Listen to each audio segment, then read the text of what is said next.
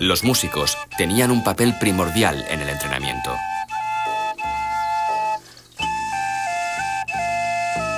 El ritmo, la cadencia y la armonía facilitaban los movimientos de los atletas.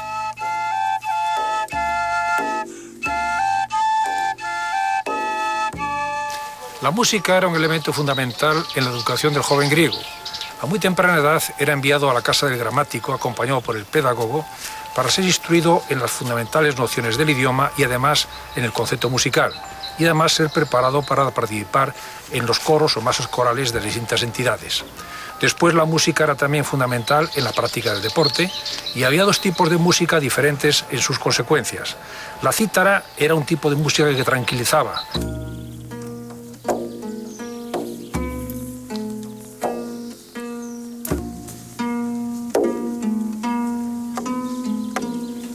Mientras que el aulos, o la doble flauta, era una música que excitaba.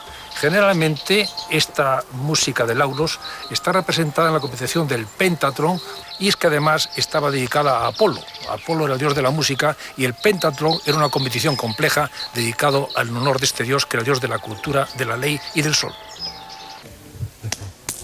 Durante estos días, los atletas han realizado sus entrenamientos con músicos.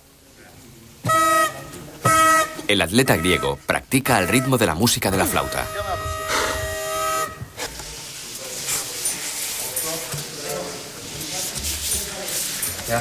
Pues como podemos apreciar, este digamos es el ritual del comienzo de la lucha. Después de darse aceite, se echaban los polvos y ahí daba comienzo ya la lucha.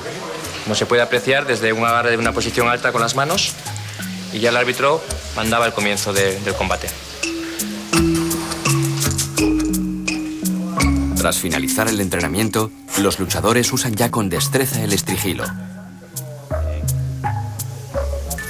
La prueba de Pancracio fue introducida en los Juegos de la 63 Olimpiada en el año 648 a.C.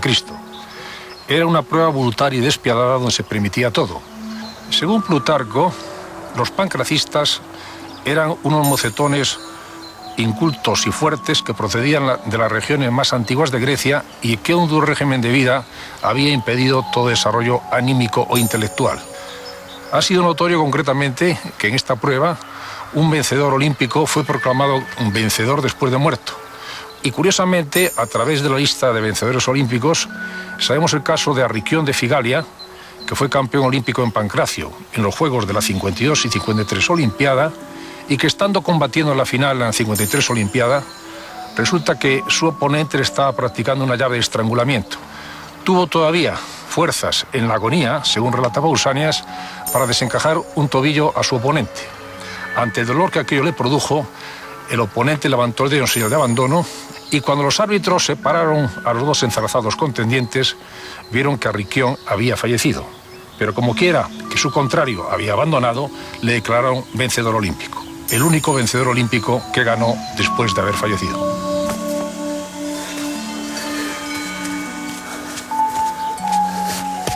La práctica pugilística, o pigmaquia, fue introducida en los Juegos Olímpicos como consecuencia de la influencia espartana. Es un deporte netamente espartano y consistía en lanzarse golpes, sobre todo al rostro, y el contrario poderlos esquivar. En Olimpia fueron famosos pugilistas que derribaban a sus contrarios por golpes contundentes, pero también fueron famosos aquellos que hábilmente esquivaban a los contrarios y los agotaban venciéndoles en el combate. Al puño limpio sucedió una correa blanda que se rodeaba los nudillos, los dedos y parte del antebrazo y la muñeca. Y esta sucedió en la época helenística, en el periodo romano, una especie de guantelete hecho con cuero duro y en la parte de los nudillos tenía una serie de puntas de plomo o de bronce.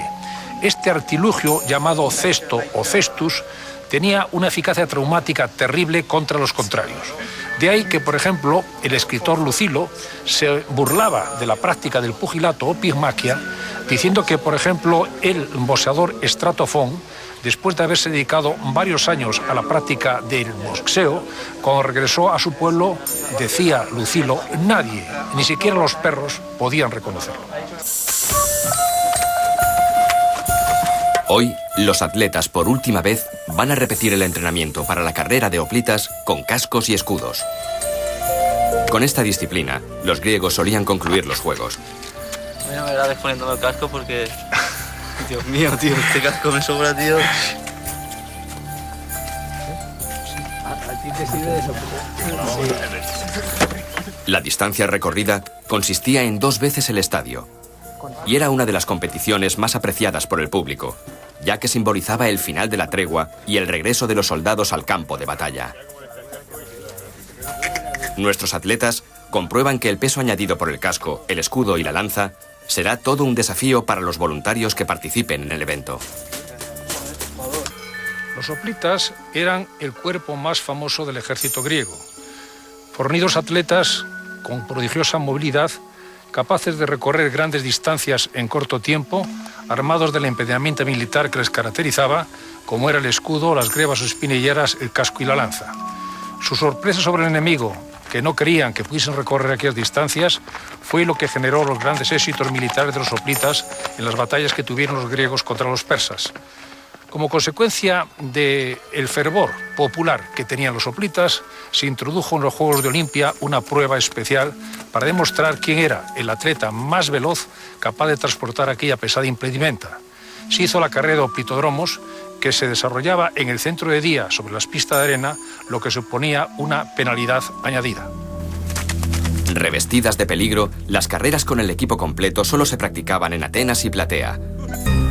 Los participantes eran soldados entrenados en el arte de la guerra que corrían con las armas y escudos de sus ciudades y familias.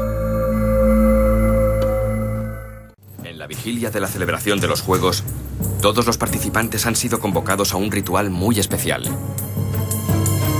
Como hacían los atletas de hace más de 25 siglos, hoy se reúnen para prestar juramento ante el dios Zeus.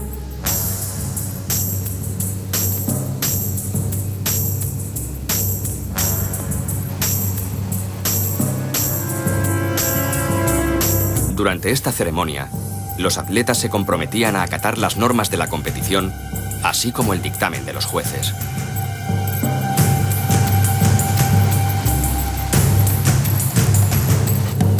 Además, se hacían sacrificios en señal de respeto y obediencia.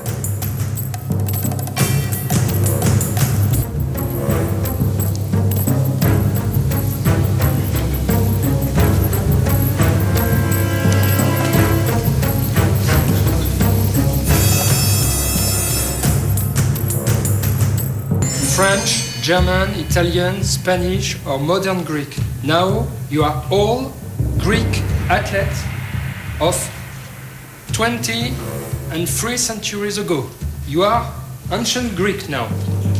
When you won, you have not to be orgueillous.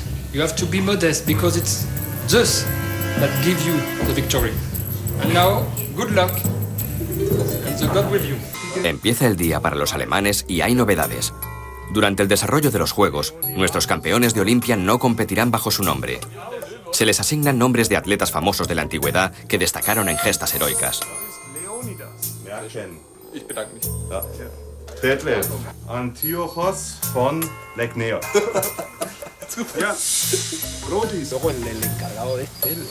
Los atletas españoles también comentan sus nombres griegos. Ismón de Elis. Toma. Ismón. Bueno, vamos a ver aquí al de los pies ligeros. Orsipo de Megara. Orsipo de Megara. Sí, Megane. Orsipo de Megara. Ico de Tarento. Ico. Mi nombre es Corebus de Elis, que acabo de hablar con Conrado y me ha dicho que fue el primer campeón olímpico. O sea que parece que la historia me ha puesto un poco de presión, pero bueno, yo voy a salir a hacer lo mejor posible y espero que me salga bien.